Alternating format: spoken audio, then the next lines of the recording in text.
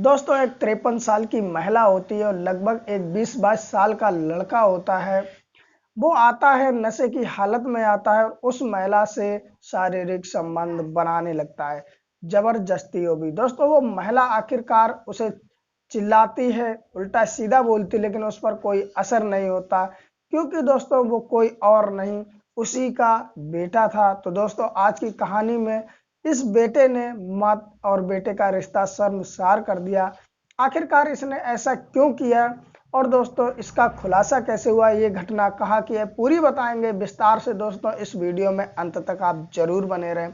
दोस्तों आप कहानी के अभाव खो जाओगे, इससे पहले दोस्तों एक लाइक जरूर कर दें, नए हो तो चैनल भी सब्सक्राइब कर लें। तो चलते कहानी की तरफ। नमस्कार दोस्तों, मेरा नाम अजय श्रीवास्तव। तो चलते कहानी की तरफ। उम्मीद है आपको ये घटना जो है कुछ ना कुछ जरूर सीख देगी और आप कमेंट भी करेंगे। दोस्तों यह घटना है उत्तर प्रदेश की, और उत्तर प्रदेश में एक जगह लगती है गोरखपुर, और गोरखपुर के अंतर्गत ही एक थाना लगता है गोला थाना। गोला थाना के अंतर्गत एक परिवार रहा करता था। उस परिवार में जब धीरे धीरे समय बीतता है तो उनके 4 बच्चे हो जाते हैं। 4 बच्चों में 2 बेटे होते हैं, 2 बेटियां होती हैं। और थोड़ा समय गुजरता है तो जो उन बच्चों के पिता होते हैं वो खत्म हो जाते हैं। अब घर में बचती है माँ और 4 बच्चे। जब माँ का नाम था वो उमा देवी था, और जो बेटियां थी उनकी समय के साथ साथ धीरे धीरे वो शादी कर देती हैं। इधर बेटे भी जवान हो रहे थे। बड़े बेटे का नाम होता है रवि किशोर, और छोटे बेटे को सब प्यार से छोटे छोटे कहने लगते हैं। धीरे धीरे समय गुजर रहा था, बड़ा बेटा भी जवान हो जाता पढ़ लिख कर। अब उस माँ उमा देवी जो थी उसको अपने बेटे की चिंता लग जाती है, तो वो बड़े बेटे के लिए रिश्ता देखती है, और रिश्ता देखने के बाद में उसकी शादी करा देती है। लेकिन दोस्तों कहते हैं गांव में इतना रोजगार होता नहीं है, इसलिए जब बड़े बेटे की शादी हो जाती है और धीरे धीरे समय गुजरने लगता तो उसकी पत्नी कहती है कि यहाँ पर गुजारा हो नहीं पा रहा, चलो कहीं शहर में चलते हैं। और उसके बाद में जो बड़ा बेटा होता है रवि किशोर, वो अपनी पत्नी को लेकर के दिल्ली पहुंच जाता, और दिल्ली में पहुंचने के बाद में फिर वो वहीं पर रूम ले लेता किराए का और काम करने लगता है। अब दोस्तों उमा देवी की भी उम्र धीरे धीरे 50 साल पार हो गई थी, और इधर जो छोटा बेटा था छोटे, वो जो होता है वो दोस्तों यारों की संगत में पड़ जाता है, पढ़ाई में उसका मन लगता नहीं है। और धीरे धीरे समय गुजर रहा होता है, जब समय गुजरता चला जाता है तो वो नशे का आदी हो जाता है। यानी कि यार दोस्तों में रह करके वो शराब वगैरह पीने लगता, तरह तरह के नशे करने लगता है। अब धीरे धीरे ये बात मोहल्ले वालों को पता चलती है, मोहल्ले से गांव वालों को पता चलती है, उसके बाद में उसके घर पे पता चलती है।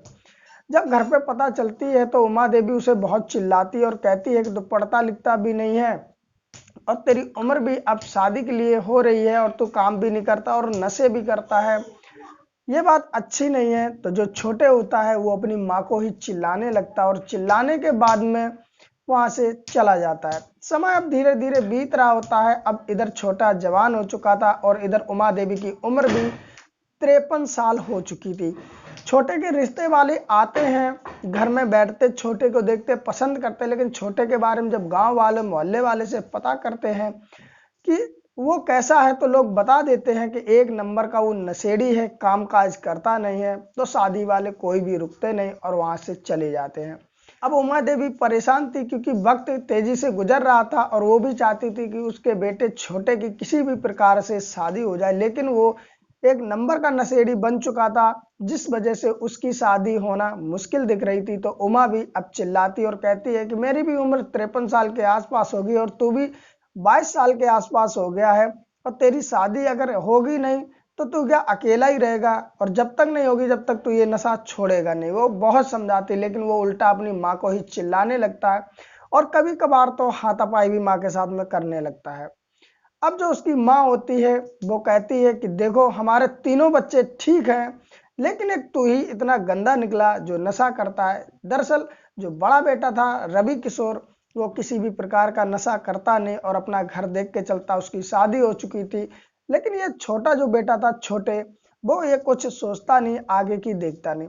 समय धीरे धीरे बीतता जा रहा था कि एक दिन छोटे आता है नशे की हालत में, तो उमा देवी देखती है, फिर उसे समझाती है कि देख तेरे को इतना समझाती तू मानता ही नहीं, इतना नशा करके आता, अगर ऐसे आए तो घर पे आने की कोई ज़रूरत नहीं। तो छोटे जो होता है वो अपनी माँ से ही चिल्लाने लगता है और कहता है कि तुम हमेशा बड़े भाई की पक्ष लेती हो, मुझे तो कुछ समझती ही नहीं हो। तो माँ कहती है देख बड़ा भाई तेरा अच्छे से रहता है इसलिए उसको अच्छाई की बात करती हूँ, और तू नशेड़ी है इसलिए तुझसे इस तरह बात करती है, अगर तू भी अच्छे से रहे तो मैं तुझे भी अच्छे से बात करूँ, अच्छे से रखूँ।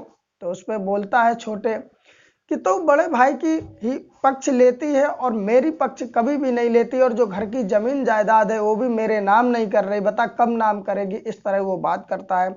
उमा देवी कहती है कि मैं एक फूटी कौड़ी भी तुझे नहीं दूंगी, क्योंकि तू तो सब बेच बाच के नशा कर लेगा उससे। तो वो छोटे कहता है तो क्या हुआ, मैं अपनी ज़रूरत की चीज़ें पूरी करूंगा जो भी है। इस तरह वो कहता है, लेकिन उसकी जो उमा माँ होती है वो समझाती, लेकिन उसके एक भी समझ में आती नहीं है। समय धीरे धीरे बीत रहा होता है, इसी तरह कहानी चलती है। हर रोज वो नशा करके आता, शराब पी के आता। उमा देवी जो होती है वो उसे समझाने की कोशिश करती है, तो उसके बाद में वो अपनी माँ को ही मारता है, पीटता है।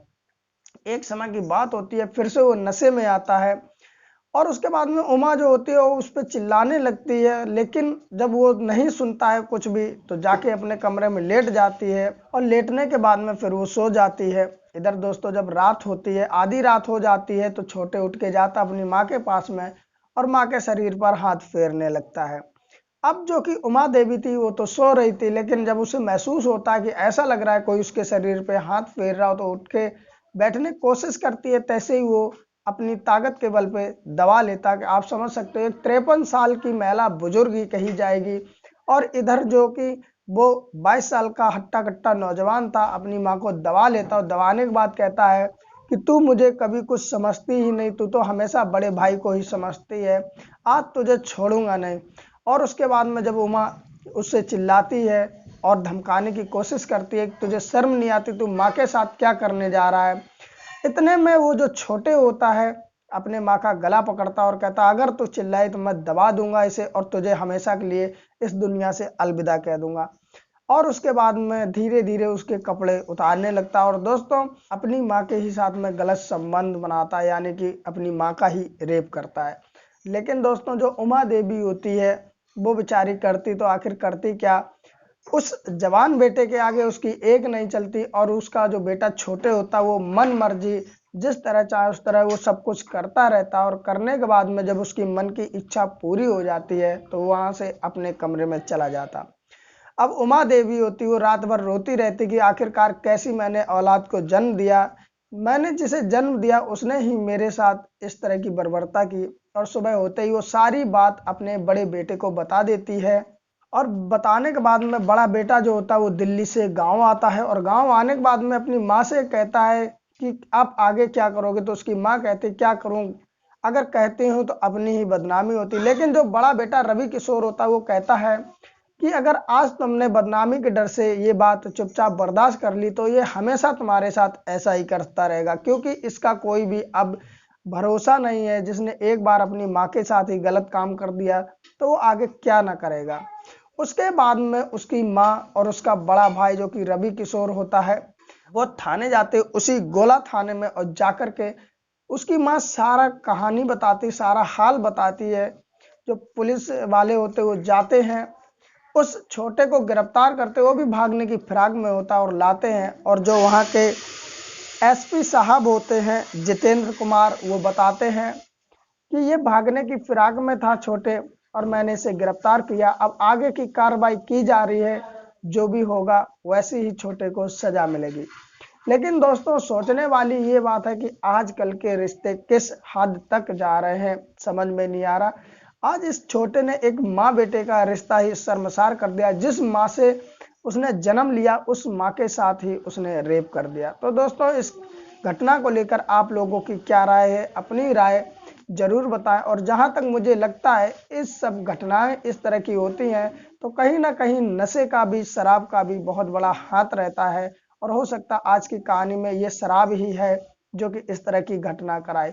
और दोस्तों फिर भी आप लोग अपनी राय जरूर दें कि आखिरकार इस घटना के पीछे असली वजह क्या रही होगी, अपनी राय दें जिससे हमें भी पता चले। और दोस्तों कहानी थोड़ी भी अच्छी लगी हो, हमारी मेहनत दिखी हो तो एक लाइक भी कर दें।